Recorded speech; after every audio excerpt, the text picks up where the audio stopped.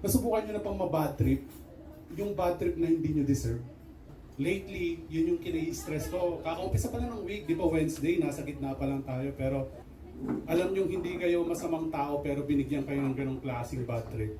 Yung kasi ako taga Pangasinan ako, bumiyahe lang ako papunta dito, tapos alam mo yung ang saya-saya kong umakyat ng Baguio, kasi sa Pangasinan extended yung summer doon hanggang ngayon summer pa rin doon So, akyat ka ng Baguio, medyo malamig naman. Ang nakaka-bad trip lang sa van kasi pinupuno. Ngayon, ang hindi mo deserve na bad trip, alam mo yung malapit na kayong dumating ng Baguio, tapos may katabi kang baby, tapos nanay niya, tapos nasukahan ka sa legs. Yun yung bad trip na hindi nyo deserve, promise. Alam mo yung titingin sa'yo yung nanay, titingin siyang ganun sa'yo, tapos hindi siya iimik. Hindi mo deserve yun, bro. Hindi mo deserve yung ganun. Alam mo yung kapag tinignan ka ng nanay, parang, okay lang yan, bata na may nagsuka sa'yo.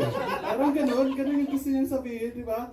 Hindi ako makaimik Gusto ko suntukin yung bata pero bawal kung sinuntok ko din naman yung nanay Tapos ang isa pang bad trip doon, titignan mo yung suka niya, nasa right side ng legs mo, na nandun yung phone mo.